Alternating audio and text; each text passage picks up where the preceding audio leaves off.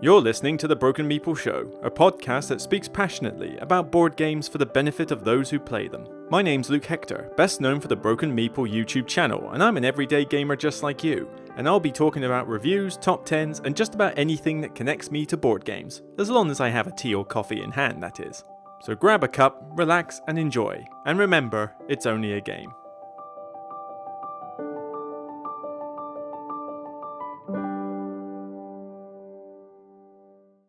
Hello everyone, welcome to another podcast episode, and yes, this is a podcast. There's a lot of people who are sort of like, oh, I like your vlog series, and it's like, I suppose it is a vlog if you watch it on YouTube, but primarily it is a podcast. This goes out on SoundCloud and Spotify, and essentially was meant to replace the podcast I normally did. It's just, I thought by having a video section for it, it just gives a little bit extra to those who want to watch it on YouTube, just to see what I'm browsing on the web. You might notice the backdrop is a little bit different this week. That's purely just because I have set the table, my desk with the laptop in a different area, basically, because I thought, well, I don't want it to stay here permanently because it gets in the way when I want to play games on here. And I just had, my bubble household, because we're in lockdown, of people around to play some games yesterday, and we needed the whole table. So it's a bit heavy to lift this thing off the whole bench, but I've kind of just put it on this side, a little bit easier to do. So you've got some different games behind me. So you can just about see Ryan Lockett's stuff there with all the Near and Far and Ancient World right behind me. You've got my Eagle, Griffin, Vital, Lacerda lot. And then we've got a bit of AEG and a little bit of Portal to the other side. And then you can sort of get glimpses of the crates and various cases that hold my LCG, Legendary, Arkham Horror LCG, Lord of the Rings LCG, Mansions of Madness, that type of stuff. There's a lot of them up there. There is a lot. But, hope you guys are doing well, you guys and gals, because in England, we are in lockdown. We're in lockdown for another month as of last Thursday. So I got to try and keep my sanity in check again, because you might recall I was struggling a bit the first 4 months we did it, to the point of having to do a video every day with the shelf by shelf to try and stay sane. Don't expect that this next month, because I will go crazy, and on top of that, whereas back then I had 80% hours working, I'm on full time. So I'm not furloughed or anything. I still have to work. So I pretty much still have my day job. But it does mean I can't go to the gym. It means I'm having to take up running again. I've been jogging, I think, 3 times in the last few days. I even went for a jog today, despite it being a bit wet. At the end of the day, I need to get some exercise, and running is the only way I'm going to be able to do it, because I haven't got any weights at home. I mean, I suppose I could pick up one of my big board games like Dwellings of Eldervale or something like that to just basically, do stuff and squats. But yeah, I'm a little bit restricted. Running's the best thing I can do, really. On top of that, it's just not being able to see friends, not being able to go out for games, apart from the bubble of people that I've chosen to say, right, okay, you guys can visit because we're going to play games and I'm going to see you more often. It's just, I just wish it didn't have to come down to this, but sadly in the UK it does. On a more positive note, though, I mean, I can see that things are certainly on a happy note when it comes to America, but this is not a political show, so I'm going to leave it there. But, America's gone through a lot lately, and it seems like things could be on the mend, but we'll have to see. We'll have to wait and see how that portrays out. So what am I going to talk about here? Well, first off, I just wanted to give a quick thank you to all my Patreons, because you guys have allowed me to achieve a goal recently. Now, ignore the fact that the things doesn't say whatever per month. I don't know what it is with this system. It doesn't make sense, because if I scroll up, it says 202 per month, okay? But down there it says 153. But last week it said 200. It literally makes no sense how this thing works. But I set a goal where I was going to add a monthly basis subscription to a site called StreamYards. And this is a site that allows you in its normal form to record up to 720p definition, which is more than enough for a typical live stream. And basically it allows me to do streaming with other people joining. Now, I know there's other things that do this as well, but this one I came across because I did a live stream with Whirlpool Reviews, and this was the first time I saw the software, and it just seemed to work so smoothly. Absolutely smoothly. Like, I don't know if it's going to show a video here. I don't want it to show the sound, but essentially, you can set your brand color, you can put a theme, a logo in, some overlays. It's fairly basic. So it's not like it's, oh my God, it's going to be amazing special effects, but it's enough. But here they seem to be able to link it to Facebook Live, YouTube, and various other places, although I'm sticking to YouTube. I don't know anything about Facebook Live. But by linking it to there, it means that you can have multiple people join the stream and you can still link to YouTube chat. This looks perfect for what I need. So I can put these banners in, I can have a logo on there, and more importantly, I can have multiple people on the stream. The intention is that I can do like a top 10 with Board Game Ramblings at some point, but mainly I can just have guests. I can get other people, other small content creators, people you've not heard of. I mean, okay, if somebody big wants to come and be on my channel, then I'd be questioning why, but if they want to come along, fantastic. But it'll be able to get like smaller content creators on the channel to help me out with live stream discussions, Q&As, top 10 lists. I've always said that as much as I love doing my top 10 lists, it would be good to be able to bounce them off other people, even in a live setting. So, this software will help, hopefully allow me to do so. I just need to create an account. I need to subscribe to it properly. I was trying to subscribe to it on a monthly basis. There's not a lot I can really see about it, to be honest. I think it costs about $25 a month to subscribe in the basic plan. I'm not doing professional because all professional does is allows you to record at 1080p, but it also doubles the price of the subscription. So screw that for a Gaming Toy Soldiers. But I can cancel it at any time, so if things go bad for the channel, I can always cancel it. But, I would like to be able to keep this going on a monthly basis, so as long as the Patreon keeps going, then it will. But, yeah. I signed into it last time, and 3 of us chatted about top 10s and all sorts for 3 hours continuously, no hiccups, no disconnections or anything, and we could easily see each other's webcams. So I thought, fantastic. If I can get on this front and learn how to use it, then great. So give me a little bit of time to learn how to use it, because it is another learning curve, and I've got to fit it in with work and everything, although the lockdown will make life a little bit easier in that respect. I've got to catch up with some blog stuff. I recorded the Too Many Bones review today, hence my throat is a little bit croaky, and I did the Search for Planet X review as well. I said I was going to attempt to do them live. I just personally don't think live reviews are going to work. Too many people weren't exactly keen on it, and as I've noticed from looking at my channel videos in the past, live doesn't get you as much decent views as it could do. I mean, the live top 100 lists I do, they've got some views, but nowhere near as many as last year. Last year they went mad. This year it just seems a lot less, although to be fair, I'm noticing that about a lot of my videos, there just doesn't seem to be a lot of views on there.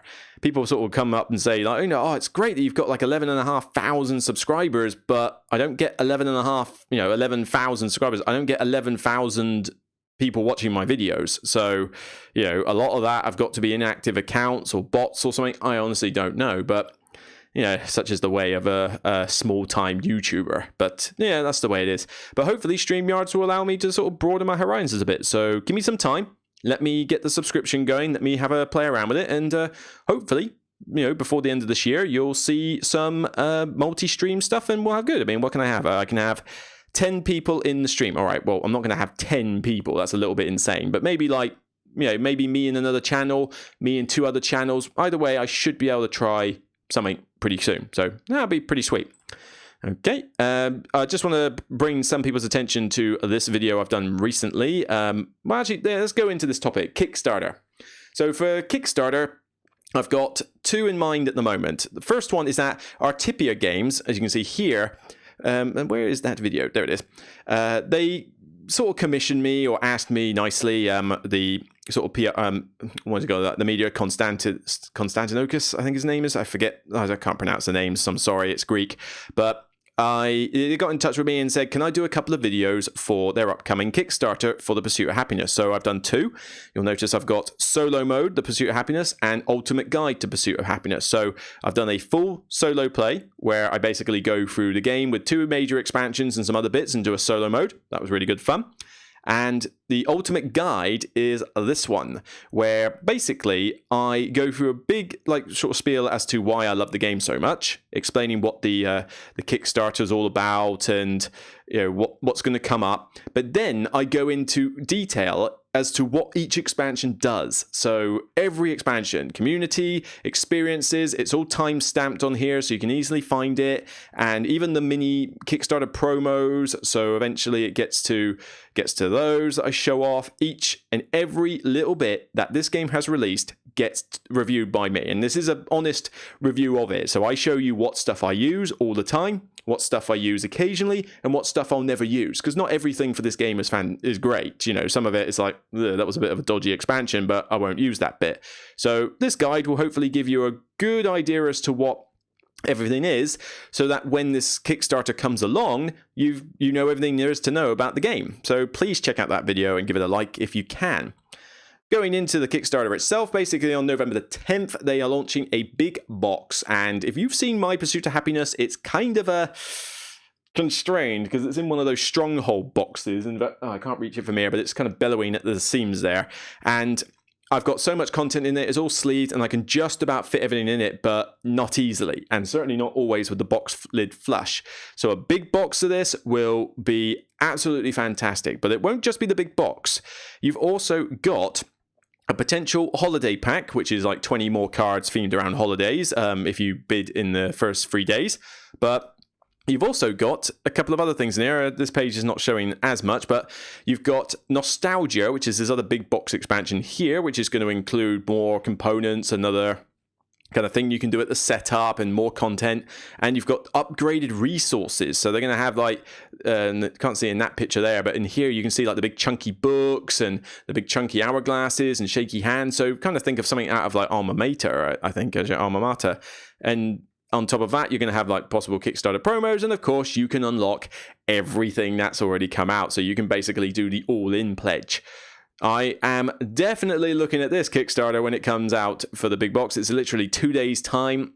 Big box, upgraded resources, nostalgia, you name. Yeah, I'm getting it. You know, do I really need to think twice about this one? No, I'm getting it. It's just such a fantastic game. I'm not going to say too much more about it. You know, check out the Ultimate Guide if you want to know more about how the game functions and what I think of it. But you know, it's a 10 out of 10. It was number 19 on my top 100.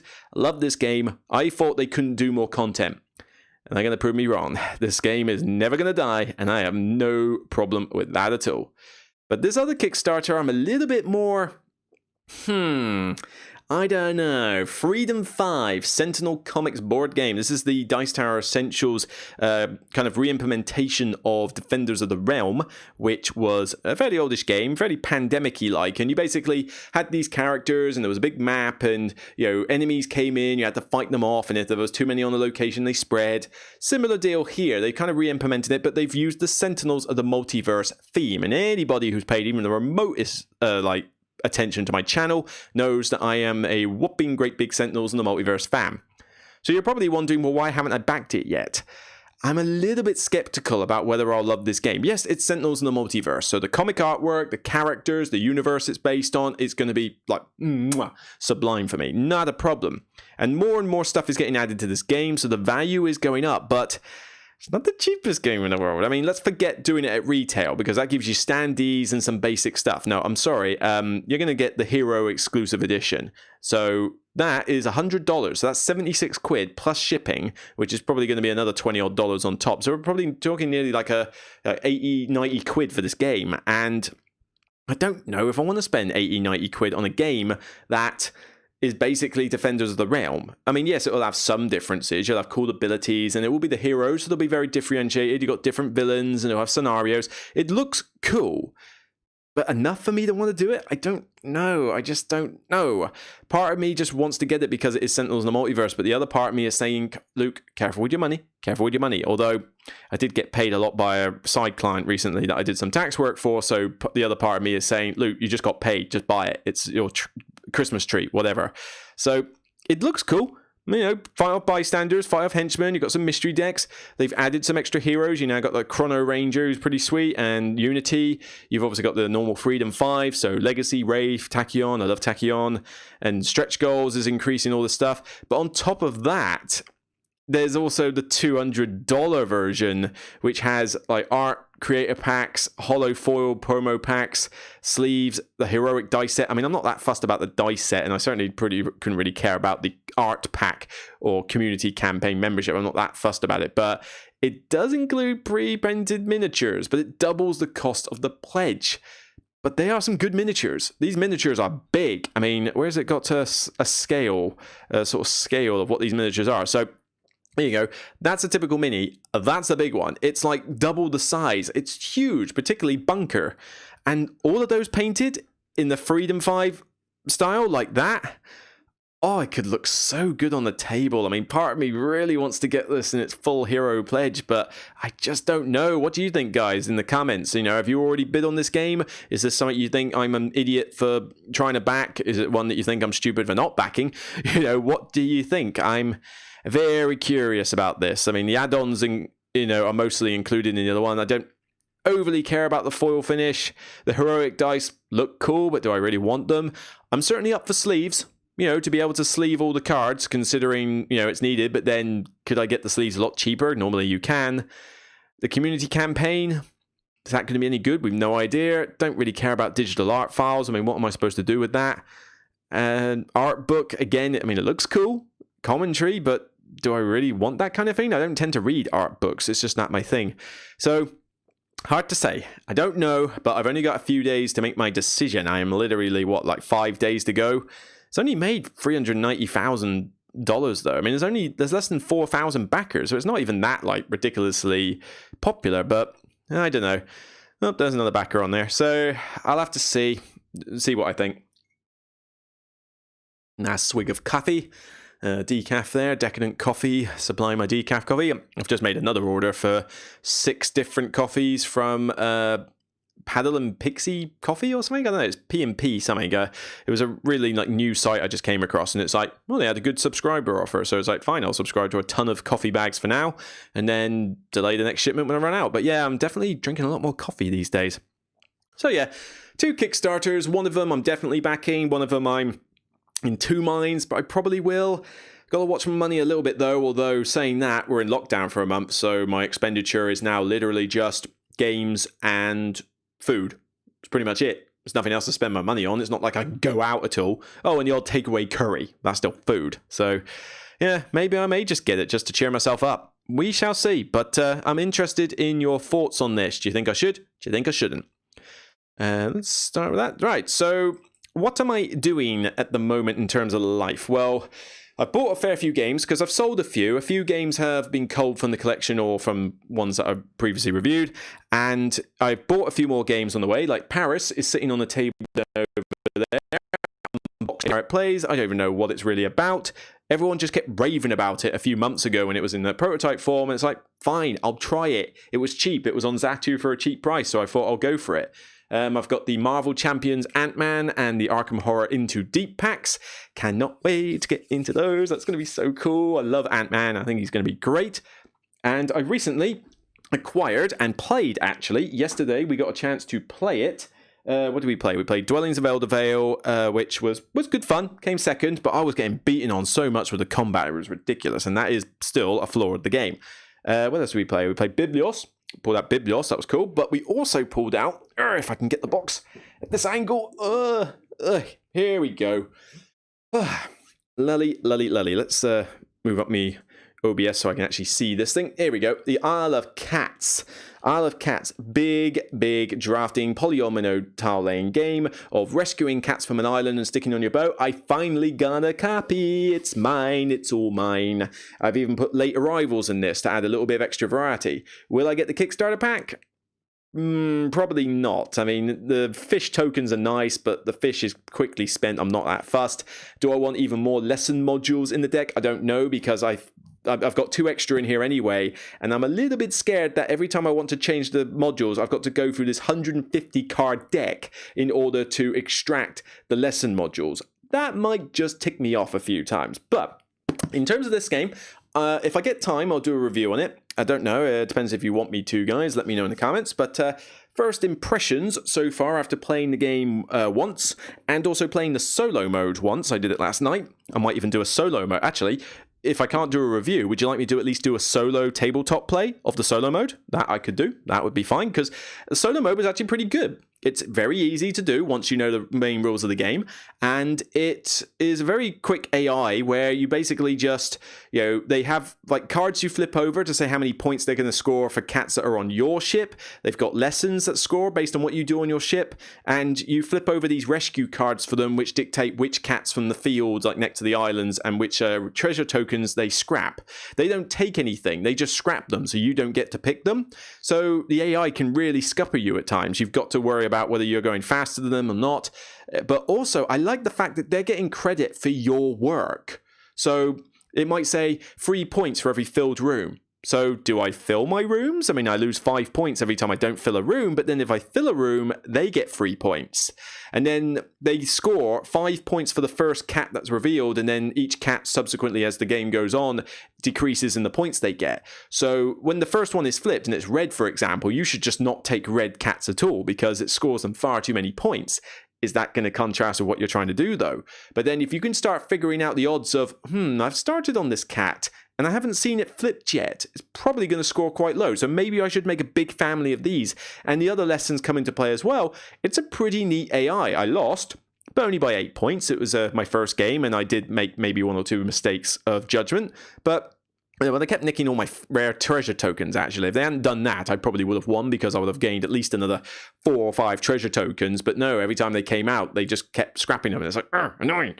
But the game itself, I find good fun. I mean, in the multiplayer, you draft the cards, so you get to pick lesson cards, rescue cards, treasure cards, special ability cards, all sorts in there. You've got your boat with the classic polyomino style thing of grab the cats and try and fit them in Tetris style, making certain they're adjacent, keep the families together, cover up certain spaces. It's pretty neat. The couple of flaws I do have so far, though. One, I'm a little bit questionable about balance. Some of those lesson cards are very swingy. I mean, some of them will score you a bucket of points for doing stuff that's not too difficult, but then there's others where you might get like a point per cat of a certain color, and it's just like, well, a point per cat of a certain color. How many points is that going to be? I could get 18 points just for covering up 2 certain rooms. That's a lot easier, and I can just do it with any tile. So why would I take the other lesson over that? I did find that, I obliterated the others.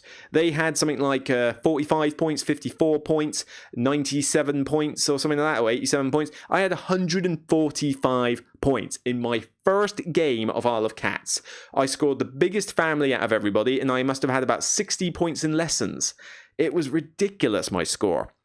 And I just thought, there's such a big gap between scores. We weren't playing it wrong. I checked the rules. We're doing everything fine, but the lessons, I think I just got really lucky with them. And that's what I mean. There is a bit of a swing in that respect. The other flaw I'm a little bit concerned about is that multiplayer doesn't seem to be that interesting in terms of interaction. Because in a 2-player game, maybe it's better, and 3, I think I would cap it. 4, it was getting to that point where it was a bit messy and a bit long for the game, what it was. But you don't really interact with the other players. You've got public lessons that may come out, which everybody can score, but that's literally it. Apart from that, it's the occasional hate draft. But on top of that, you don't interact with their board. You just take tiles before they do. That's standard. That's not proper player interaction. That's in every Euro game ever. So adding players just doesn't seem to be that worthwhile. I feel like I got more enjoyment out of the solo game than I did the 4-player game we had. So I got to try it with 3 players. I doubt I'll ever get a chance to play it 2 players because it's just not in the cards at the moment. But certainly being able to play it free, I reckon I can do. And certainly I'll play it a bit more solo. And I'll have to see if I can do a fair review for it, because obviously with lockdown, it's hard to get the games played, but I have to be getting reviews done for games that I'm playing a lot, or if I do invite people around my house, it has to be for a session where it's like, guys, are you okay to play the same game about 3 or 4 times to help me get this review out? But we'll have to see. But I can certainly play the solo mode enough times, and if I have to give the review purely on the solo mode, then so be it, but we'll see. But let me know if you want me to do a solo play of that one. Okay, so on top of that, I just want to give a brief, is there anything else I need to note? No, I think that's pretty good. Just managing, just coping, just trying my best. But I wanted to give a little shout out to some solo games, because at this point, especially if you're in Britain, you're in lockdown, you might not be able to go out and do a lot, so solo gaming is obviously key. I'm doing a challenge at the moment. It's not really a challenge, it's a pledge. It's a promise to myself so that I can try and stay sane, as well as obviously I've got to do work, and I'm in crunch time at the moment. It's horrific. But so that I can at least stay sane, I'm at least trying to play a solo game every day. Day or evening, doesn't matter, but it's basically hashtag solo every day. It's what I'm doing. It's not exactly like going to trend or anything, but you will have seen on my Facebook and Twitter, every single day at some point I post pictures of the solo game I'm playing, and it can be small, can be big. It could be a tiny little card game in 10 minutes. It could be the massive Eagle Griffin game behind me. It doesn't matter. It's just a game every day. Forces me to distract myself from lockdown and everything that's going on and just sit down and play a game that's fun. I did it recently with a game called Nautilion, which is part of the Oniverse series. And I thought, you know what? All the Oniverse games are solo games primarily. Very few people play it at 2-player. So I figured I'd sort of give my rankings as to what I prefer out of them. So consider this kind of like a brief top 6 list. You know, it's not worthy of a top 10, obviously, because there's not enough Oniverse games. But I just wanted to briefly talk about them and say which ones are my favorites and why. But first off, very briefly, I'll mention the one that I'm not a fan of, and that is Urbion. Urbion is... I have not played this in ages. 2012, play bad and good dreams as you strive for balance in the solitaire card game. I don't know if this was the first one they did. Let me check Onirim. Did that one come out beforehand? Where's the date on Onirim? Onirim, second edition was 2014, so maybe Onirim was first by the time it was released. I don't know. I'll have to double check, but... Shady Torbay is the designer of all of these games, and the artist I think is the same across the board. It's Elise Plessis. I really can't pronounce these names, but I think it's the same artist, and it's this kind of almost kid-like style, dreamlike, surreal artwork, and it's not for everybody. I mean, some people really go, "Oh God, this game's ugly," and it's like, yeah, okay, it's not clean and crisp like something like Fantasy Flight would do, but it's innocent artwork. And this is probably the worst example to show, Urbion, because the artwork did get better as time goes on, but it's just nice, colourful pastel artwork. It gets that kind of dreamlike scene, out of the way, and I like it enough, but yeah, I know it's not everybody's cup of tea. So, Urbion was the one that I played, I think, once, twice maybe, and got rid of. I wasn't a big fan. You're just basically, what's it say here? You work together against the game to claim all the cards from the city deck before the dream deck runs out. Victory is achieved by balancing 12 city cards. When the sum of all dream cards played next to a city is equal to 0, you may claim it. So you must play your dream cards skillfully or discard them at the right moment to trigger helpful effects, all while dodging the penalty of the chaos cards. Couple of expansions. I don't actually use a lot of expansions in these games I play, so I'm not giving you a comprehensive guide here, but I played it and I just really can't remember a lot. I played this really early in my gaming life and I just don't remember latching onto it. And it's typically one of the lesser liked ones from people anyway, although there are some fans of it. But yeah, Urbion just didn't really stick with me, but I just can't remember enough about the game. The other one going up in the ranks, so let's say that was number 6. Number 5 is Castellion. Castellion, you build a castle of defensive formations. So this was a tile-laying game.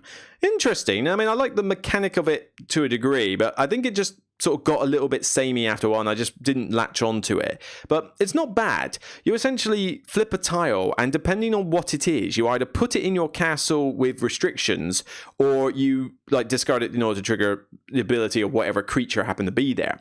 And then eventually these monsters come and attack your formation, they do damage, people like traitorous tiles, ruin your day. And the idea is that you kind of got to survive until 3 monsters have kind of been dealt with. So it's essentially a tower defense game, but how you do it and how you build your tiles, how do you make it defensive, that kind of thing, depends entirely on what monsters are coming and what tiles you flip.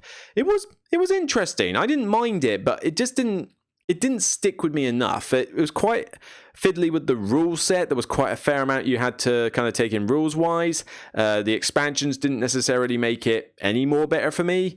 But, it wasn't bad. I just didn't really want to keep it. I kind of played it a few times, might have reviewed it, I can't remember, and then thought, yeah, this is fine, but maybe it was because I didn't want to have all the Oniverse games. I wanted to have like 3 that I really liked and keep 3. And Castellion, I think at the time, was just maybe I won't keep this one, and I eventually sold it on. But who knows? This is one that could find its way back.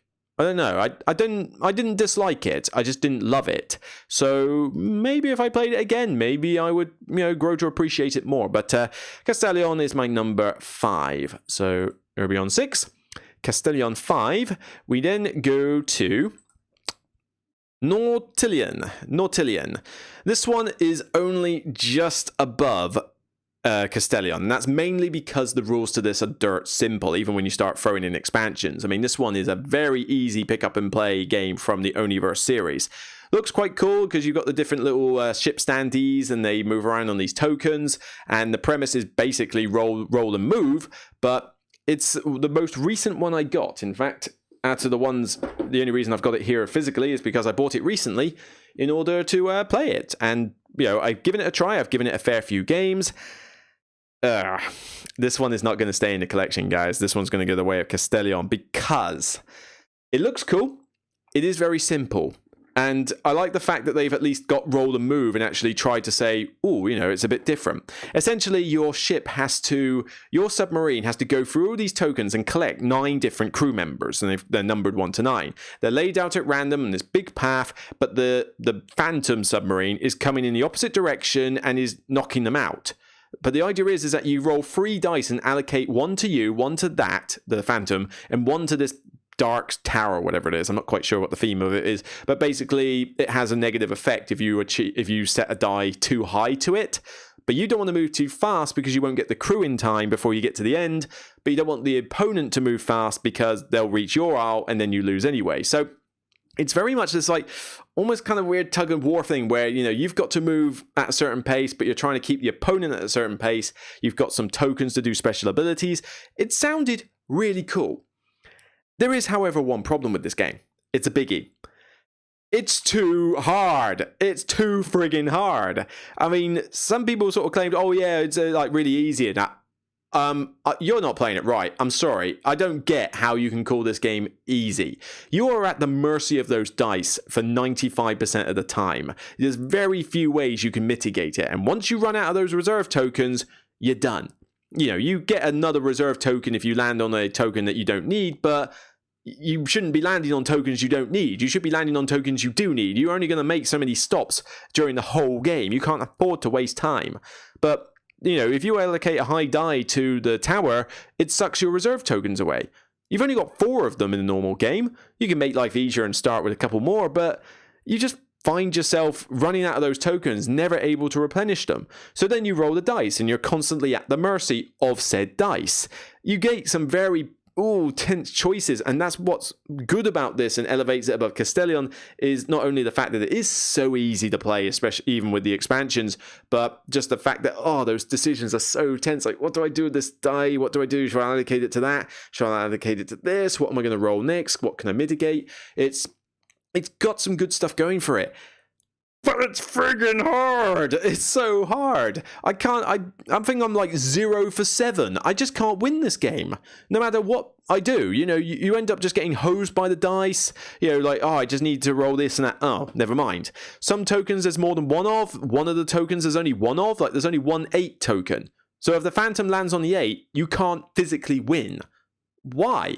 There should be multiples of all the tokens. Why is the 8 on its own? It doesn't make any sense. And you've got to get 1 to 9 on yours. And this is on the easiest sub. There's other subs you can use which have harder patterns on it. It's like, Christ, how hard do you need to make this game before it like completely puts you off? And that's what it's done. It's just simply put me off. You know, I like to have a challenge, but I don't like to be slapped around like crazy all the time, you know, with no sense of control. And that's the thing. I don't think this game gives you enough control. So I'm losing, but a lot of the time it's just the dice. I know I can't blame my decisions too much. You know, granted there may be sometimes when I have, but other times it's just like, look, I rolled high on all the dice. So I've got to move miles, he's got to move miles, and then I lose a reserve token. It's just, I don't know.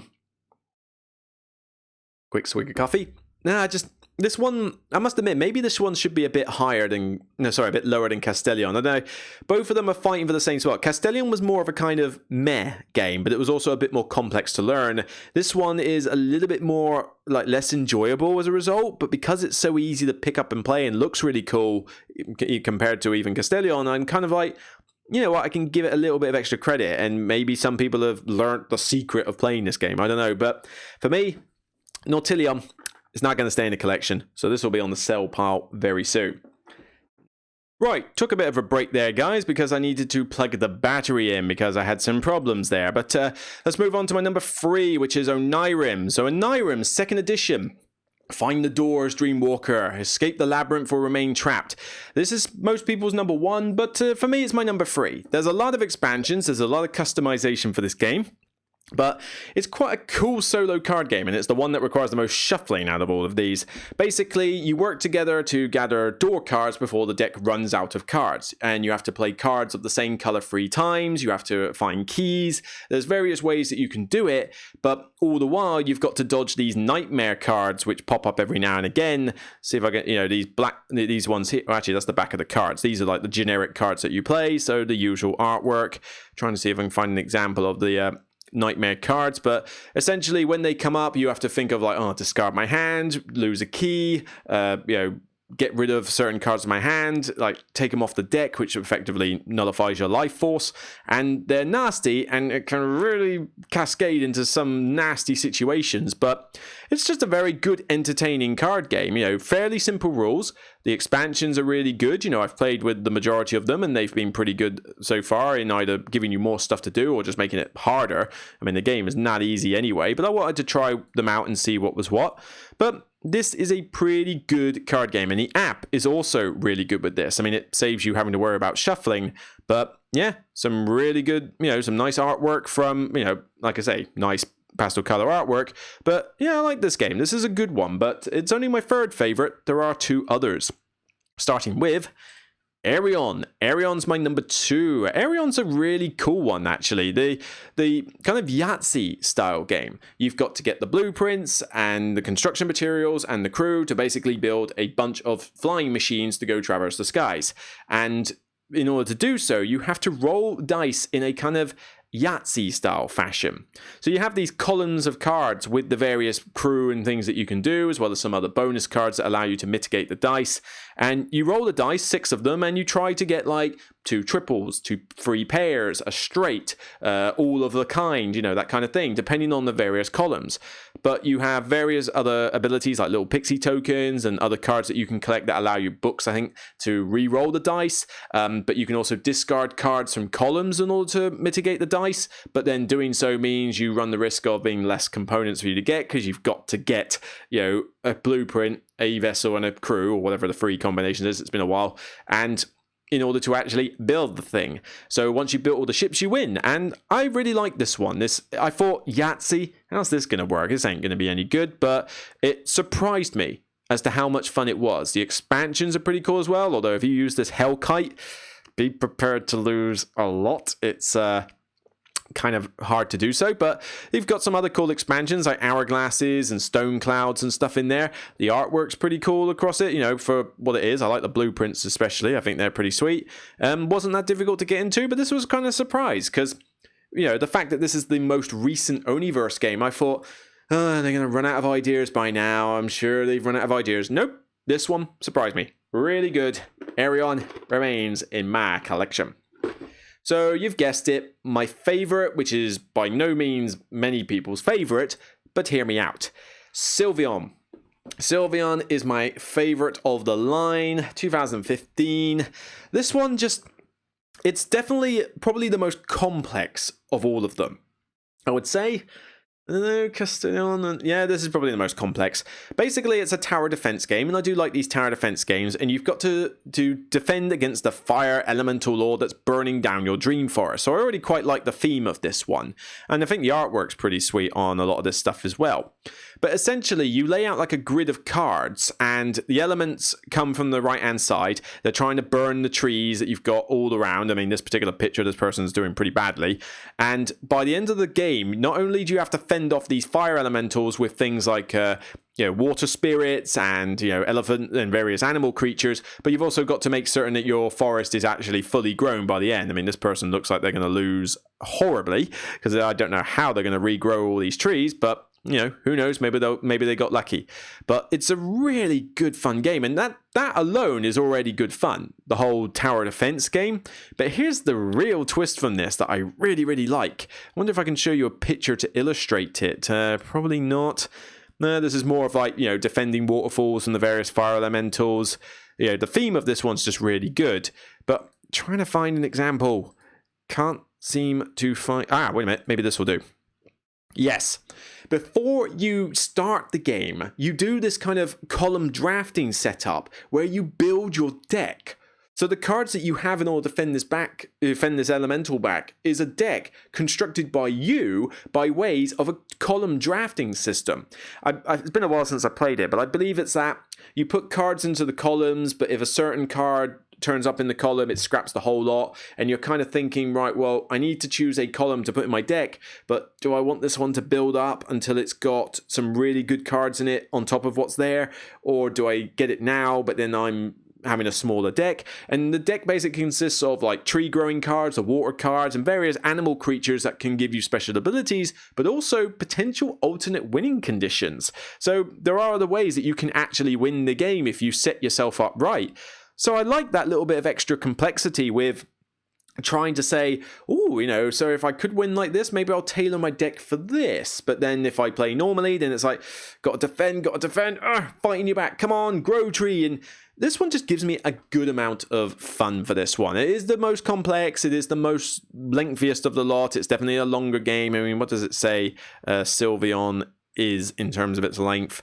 Because most of these games are like 15 to 30 minutes. This one is easily 30 minutes. I would say it's probably longer than that, 45 minutes, because bear in mind you got to do the pre-draft phase and then set the thing up. I mean, if you know the game inside out, maybe 30 minutes, but I'd say 45 is a bit closer. But yeah, I really enjoy this one. It's just got a good theme. I think it's probably the best of the artwork that's come out. That and Aeon, maybe, I don't know. Actually, no, I think I prefer this one to Aeon, like the fire elementals particularly. But the deck construction element is just really cool, and the tower defense beam is tense and fun. So Sylveon is my favorite of the lot. So that's all of them. What's your favorite Oniverse games for those of you that own them? Do you think that Urbion was the best one you ever had? Do you think Sylveon was the worst? Do you prefer Oniram, Aeon, whatever? Am I wrong about Nautilion? It's not going to be long before it's sold, so if you're going to convince me to keep Nautilion, yeah, better do it quick. But let me know in the comments what you think of these games. And that wraps up this podcast. I think 46 minutes. My throat is really going. I've got no liquids left. I need to finish my chili, which is cooking downstairs, and then I've got Stellaris tonight with some friends online. So yeah, and I've also got to edit this podcast and get it out before then. So I've got, 30 minutes to do that? That's not going to happen, so I might have to delay the podcast releasing until later tonight. But either way, like I say, I always release it on a Sunday, so you will get it eventually. So that's it for me. For those of you in England, I hope you're surviving through, well, in the UK actually, not just England. I hope you're surviving this month of lockdown fine so far. Wish you all the best. Thank you again to the Patreons who helped me get to that goal for StreamYards. I look forward to really getting to grips with that. For those of you in America who have just gone through election hell, trying to, dethrone Trump and get Joe Biden in, or whether you've supported Trump, like I say, this is not a political show. As long as you are a kind, respectful person, you can believe what you want to believe. Hopefully you're coping with the election results as they've come in, and see where your country ends up in a few months' time, say a bit further down the line. But yeah, there's a lot going up in the world. Hopefully there's some brighter, for a lot of Americans, that's a bright spot of 2020. For the UK, I don't think we've had a bright spot yet in the UK. We really haven't. We've even got Brexit coming up. Oh yeah, that's going to be fun. I don't know. I think our country is doomed, but we shall see. At least I'm going to be trying to get you as much blog content as I can and play some solo games every day just to keep my sanity in check, and obviously keep blog content coming. So thank you everybody who's listening. Thank you everybody who's watching. I will catch you on the next Broken Meeple Show episode. And for now, remember, as always, it's only a game. Take care. Best wishes. Love you all.